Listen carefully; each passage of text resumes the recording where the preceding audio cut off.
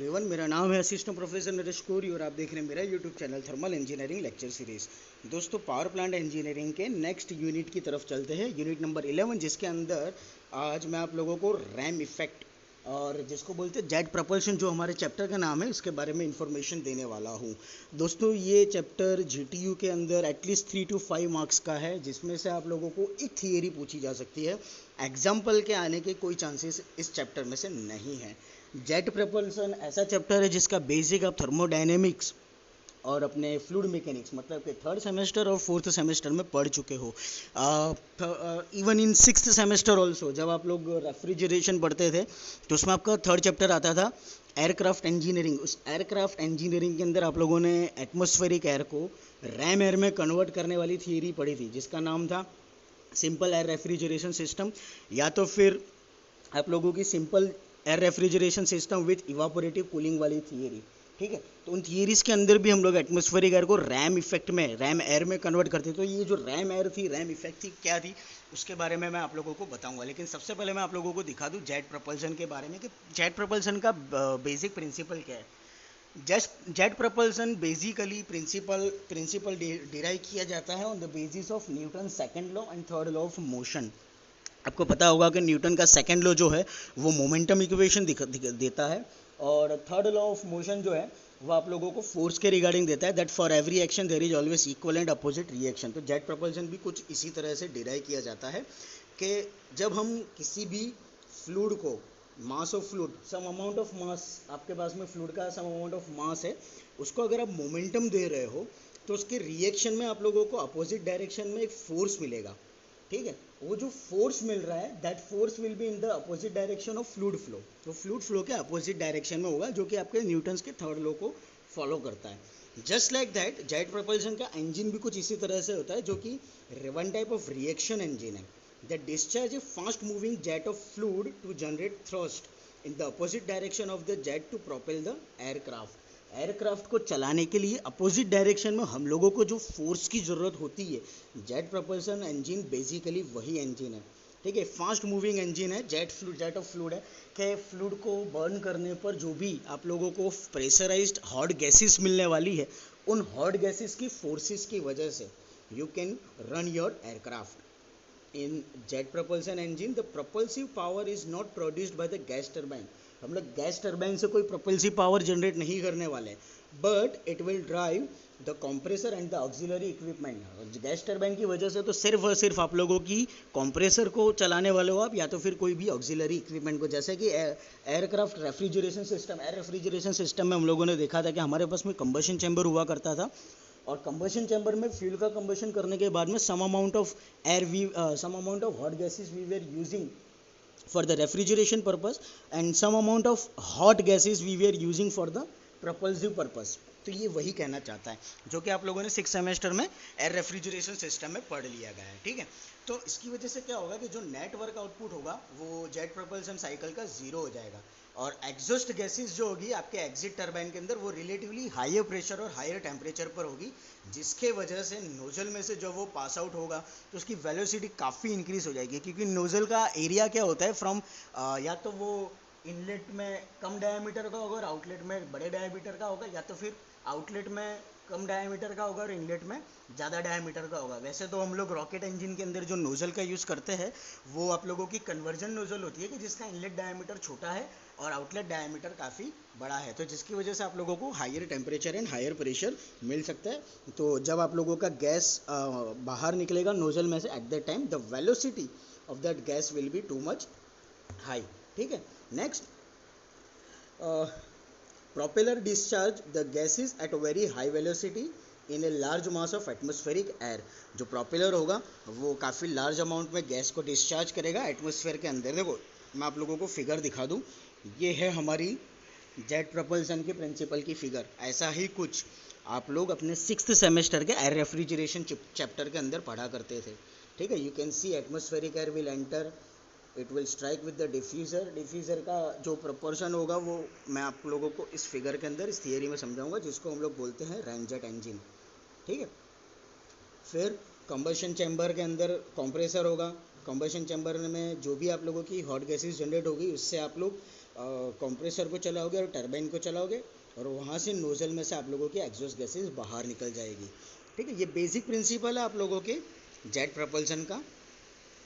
हम लोग हमारे जेट प्रपल्सन में basically open cycle gas turbine का सबसे ज़्यादा यूज़ कर सकते हैं, कि जिसमें पावर डेवलप जो होगा टरबाइन में that will be used to drive the compressor and auxiliary equipment only. Then the further expansion of working fluid takes place in the nozzle. बाकी का जो वर्किंग आप लोगों को मिलेगा आउटलेट वर्किंग, वो होगा नोजल में। ठीक है, जो कि आप लोगों के टरबाइन के नेक्स्ट रखा जाएगा। तो ये बेसिक प्रिंसिपल था जेट प्रपल्सन का। थियरी इंपॉर्टेंट है, आप देख सकते हो 3 बार तो आ चुकी है, मैक्सिमम चांस है 3 मार्क्स का सवाल है। क्लासिफिकेशन नॉर्मल क्लासिफिकेशन है, वैसे तो पूछा नहीं जाता है लेकिन नॉलेज के लिए बता रहा हूँ। प्रपल्सिव इंजन के बेसिकली 2 टाइप होते हैं, एयर ब्रेथिंग जेट इंजन और दूसरा होता है non air breathing jet engine, जिसको रॉकेट इंजन भी बोला जाता है। उसके 2 टाइप है, सॉलिड प्रोपेलेंट रॉकेट या liquid propellant rocket. Air breathing के 3 टाइप होते हैं, IC engine driven propulsive system, ramming effect propulsive system और gas turbine propulsive system. IC engine मतलब हम जो इंजन चलाते हैं हमारा 2 व्हीलर 4 व्हीलर, वो। रैमिंग इफेक्ट जो होगा उसके 2 टाइप होंगे, एक स्टेडी कंबशन सिस्टम, दूसरा होगा इंटरमिटेंट कंबशन सिस्टम। और इन दोनों के अपने अपने टाइप है, एक है रैम जेट इंजन, दूसरा है pulse jet engine. RAM jet engine हमारे लिए इंपॉर्टेंट है। गैस टरबाइन प्रोपल्सिव सिस्टम के अंदर भी 4 टाइप पड़ेंगे, turbojet engine, turbojet with after burner, turbo prop और टर्बो फैन। ये बेसिक एग्जाम्पल थे, क्लासिफिकेशन थे। अब हमारे लिए इंपॉर्टेंट नेक्स्ट थियरी है रैम जेट इफेक्ट। वैसे तो ये सवाल जीटीयू में हार्डली 2 बार आया गया है, 4 मार्क्स का सवाल है। अगर ये सवाल आप लोगों को पूछा जाता है तो आप लोगों को सबसे पहले इस तरह से फिगर ड्रॉ करनी है। तो ये कंस्ट्रक्शन है, कंस्ट्रक्शन पे जाने से पहले मैं आप लोगों को कुछ दिखा दूँ। यू कैन सी ये है सुपरसोनिक, सबसोनिक, और आप लोगों को नंबर दिख रहा होगा, capital M is equal to 1, capital M greater than 1, M less than 1। ये एम मतलब क्या, फ्लूइड मैकेनिक्स के अंदर आप लोग पढ़ चुके हो, ये है मैक नंबर। ठीक है, जब वेलोसिटी, एयर की वेलोसिटी अगर आप लोगों को फाइंड आउट करनी है तो आप लोगों को supersonic, subsonic and sonic velocity, इस तरह से 3 क्लासिफिकेशन हम लोग करते थे, जो कि डिपेंड करता था मैक नंबर के ऊपर। अगर मैक नंबर आप लोगों का 1 है तो वो हो जाएगा सोनिक वेलोसिटी, अगर ग्रेटर देन 1 है तो वो हो जाएगा सुपरसोनिक वेलोसिटी, और लेस देन 1 है तो वो हो जाएगा सबसोनिक वेलोसिटी। ठीक है, तो ये सोनिक वेलोसिटी के बेस पर ही हम रैमिंग इफेक्ट को समझ सकते हैं। As you can see from the figure, from left side यहाँ से हम एटमॉस्फेरिक एयर एंटर करवाएंगे। ये जो मैं रोल आउट कर रहा हूँ ये है हमारा डिफ्यूज़र। डिफ्यूज़र का हाफ पोर्शन, पहला पोर्शन जो होगा वो हो जाएगा आप लोगों का सुपरसोनिक डिफ्यूज़र पोर्शन, बाद वाला जो पोर्शन होगा वो हो जाएगा आपका सबसोनिक डिफ्यूज़र पर्पस। मतलब कि एक है आप लोगों का कन्वर्जन और दूसरा है आप लोगों का डाइवर्जन। जहाँ पर आप लोगों का डाइवर्जन डिफ्यूज़र खत्म हो रहा है वहाँ से हम लोग फ्यूल को इंजेक्ट करेंगे। यहाँ पर होगा आपका कंबशन चैम्बर, जहाँ पर आप लोगों के फ्यूल का कंबशन होगा, और जो भी हॉट गैसेस जनरेट होगी उससे हम लोग टरबाइन को घुमाएंगे, कंप्रेसर को घुमाएंगे, और फिर we will pass that hot gases to the nozzle, exhaust nozzle, कि जहाँ पर आप लोगों को आउटलेट की इफेक्ट मिलेगी। You can see this is the flame holder, कि ये फ्लेम को होल्ड करके रखेगी लंबे टाइम तक, कि जिसकी वजह से प्रॉपर कंबशन आप लोगों के आपके चैम्बर के अंदर मिले। क्लियर? तो ये रैम जेट इंजन है। मैं आप लोगों को वर्किंग समझा दूं कि एटमॉस्फेरिक एयर जो होगी वो डिफ्यूज़र के इनलेट में यहाँ से कन्वर्जन पोर्शन में आएगी, जहाँ पर हायर वेलोसिटी के साथ में एंटर होगी, जहाँ पर उसको कॉम्प्रेस किया जाएगा। अभी ये जो कॉम्प्रेशन होगा वो 2 स्टेज में होगा। ठीक है, डिफ्यूज़र के अंदर, मतलब कि मैंने पहले ही बोला ये कन्वर्जन टाइप है, ये डाइवर्जन टाइप है। तो सबसे पहले कन्वर्जन टाइप में आप लोगों की एटमॉस्फेरिक एयर जो होगी वो कॉम्प्रेस्ड होगी। जब कन्वर्जन टाइप में आप लोगों की एटमॉस्फेरिक एयर कॉम्प्रेस्ड होगी, it will convert into the super high velocity, मतलब कि सुपरसोनिक डिफ्यूज़र, सुपरसोनिक वेलोसिटी में कन्वर्ट हो जाएगी, जिसको बोलते हैं आप लोग सुपरसोनिक डिफ्यूज़र, कि जहाँ पर आप लोगों के मैक नंबर की वैल्यू 1 से ज़्यादा मिलने वाली है। क्लियर? फिर वही at higher pressure is higher velocity वाली एयर जो होगी वो सेकेंड स्टेज के कॉम्प्रेशन में जाएगी, जो कि आपका डाइवर्जिंग सेक्शन है। यहाँ पर क्या होगा, तो आपके काइनेटिक एनर्जी का कन्वर्जन होगा स्टैटिक प्रेशर में। ठीक है, जिसको हम लोग बोलते हैं रैम प्रेशर। मतलब कि यहाँ आप लोगों को पता होगा, हम लोग एयरक्राफ्ट इंजीनियरिंग में रैम प्रेशर टीएस डायग्राम के अंदर दिखाते थे। ठीक है, तो ये रहा टीएस डायग्राम उसका। ये टीएस डायग्राम बिल्कुल उसी के बेस पर है, point 1 to 2 and point 1 to 2 dash. 1 to 2 dash जो है वो आप लोगों की रैमिंग इफेक्ट है। ठीक है, जहाँ पर आप लोगों को टेम्परेचर हायर मिलेगा।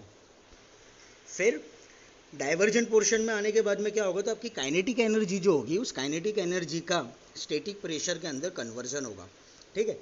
Now what will happen, air then enters combustion chamber, fuel is injected where it is ignited by means of a spark plug. यहाँ पर हम लोग क्या करेंगे, तो हमारे फ्यूल का स्पार्क प्लग से कंबशन करेंगे, फ्यूल को एंटर करवाने के बाद फ्यूल इंजेक्टर के थ्रू। तो जो भी आप फ्यूल का कंबशन करोगे तो उसकी वजह से हॉट गैसेस जनरेट होगी। हॉट गैसेस जो जनरेट होगी उस हॉट गैसेस की वजह से आपके एयर का टेम्परेचर इंक्रीज होगा, और एयर का टेम्परेचर जो इंक्रीज होगा, the hot combustion gases then expanded in the exhaust nozzle with a velocity with exceeding velocity of air entering. जो भी एयर आप लोगों की जिस वेलोसिटी के साथ में आपकी एयर एंटर हुई थी उससे हायर वेलोसिटी के साथ में आप लोगों को आउटलेट में, मतलब कि कंबशन के बाद में एयर की वेलोसिटी मिलेगी, और वो फिर पास होगी आपके नोजल के पास में, नोजल के थ्रू, सॉरी, ठीक है। नोजल से जब वो पास होगी तो उसकी वेलोसिटी जो होगी वो काफ़ी हाई होगी, it should have exceeding velocity of air entering, ठीक है। Thus due to change of momentum of working fluid reaction produce to the ramjet structure through pressure at the end of the diffuser and shear force all over the surface of the engine। और इसकी वजह से क्या होगा, तो पूरे body के ऊपर शियर फोर्स लगेगा, अपोजिट डायरेक्शन में एक प्रेशर लगेगा रैमजेट का स्ट्रक्चर की वजह से, और मोमेंटम मिलेगा आपके एक वर्किंग फ्लूइड को, और इसी मोमेंटम की वजह से जो होता है आपका इंजन टेक ऑफ करता है।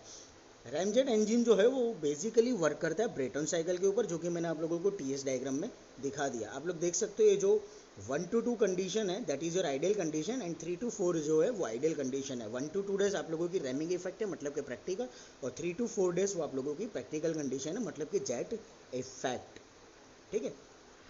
तो ये बेसिक प्रिंसिपल था आप लोगों की रैमजेट इंजन का। परफॉर्मेंस क्या होगा मैं आप लोगों को दिखा दूँ। Eight low speed the fuel consumption in ramjet is high, while at high speed it reduces considerably, मतलब जैसे स्पीड बढ़ेगी वैसे फ्यूल का कंजम्पशन कम होते जाएगा। तो हमारे लिए हेल्पफुल यही है, हमारे लिए अच्छा यही है कि हम हमारे इंजन की वेलोसिटी जो है वो उसको ज़्यादा रखें। लेकिन at low speed the compression is poor, also the velocity of ramjet increases due to lower resistance at higher altitude. जितने ज़्यादा हायर अल्टीट्यूड पर आप जाओगे उतना ही रैमजेट की वेलोसिटी आप लोगों की बढ़ती जाएगी। However thrust produced is reduced as altitude increases due to the reduction in density of air with altitude। जैसे जैसे आप हायर लेवल पर जा रहे हो आपको पता है एयर की डेंसिटी कम होती जाएगी, और जैसे जैसे एयर की डेंसिटी कम होती जाएगी जो थर्स्ट प्रोड्यूस होगा वो आप लोगों का कम होते जाएगा। अगर if increase in thrust by increased velocity is more than decrease in thrust due to reduced density the specific fuel consumption is reduced. अगर आप लोग थ्रस्ट के अंदर इंक्रीज कर रहे हो वेलोसिटी इंक्रीज होने के साथ में, तो आप लोग क्या कर सकते हो, फ्यूल कंजम्पशन को रिड्यूस कर सकते हो। नेक्स्ट एडवांटेजेस क्या है रैमजेट के। Ramjet is very simple in construction and does not have any moving part such as compressor and turbine. Ramjet के अंदर हम लोगों को किसी टरबाइन या कंप्रेसर की ज़रूरत नहीं होती है। It is very cheap and requires almost no maintenance, बहुत ही सस्ता है और कोई मेंटेनेंस की ज़रूरत नहीं है। मैंने आप लोगों को रैमजेट में ये समझाया कि हम लोग टरबाइन चलाएंगे या कंप्रेसर चलाएंगे, वो एक्चुअली जेट प्रपल्सन के मैनर में समझाया था, क्योंकि यहाँ पर एडवांटेज में ये लिखा है कि हमारे पास में कोई भी कंप्रेसर और टरबाइन नहीं है, तो प्लीज़ उसको मेरे थियरी वाले पोर्शन के साथ में को रिलेट मत करना। Greater thrust per unit engine weight than any other propulsion engine at supersonic speed except rocket। Rocket से क्या होगा, काफ़ी ज़्यादा थ्रस्ट आप लोगों को मिल सकता है। रॉकेट में इससे भी ज़्यादा थ्रस्ट मिलता है, लेकिन जेट प्रपल्सन से अगर देखा जाए तो रैम जेट में आप लोगों को और भी ज़्यादा प्रपल्सन मिलने वाला है with compare to the weight of the body. Since turbine is not used in ramjet, hence maximum temperature of cycle is allowed very high, about 2000 degree Celsius as compared to 900 degree Celsius in turbojet. Turbojet के अंदर हम लोग सिर्फ 900 degree Celsius temperature तक की capacity है achieve कर सकते हैं, वहाँ जहाँ रैमजेट के अंदर आप लोग आराम से 2000 डिग्री सेल्सियस टेम्परेचर जितनी कैपेसिटी को अचीव कर सकते हो। जिसकी वजह से क्या होगा कि काफ़ी हायर थ्रस्ट आप लोगों को मिलेगा by burning of fuel at air fuel ratio about 15:1। At very high speed and high altitude the specific fuel consumption is less than turbojet engine।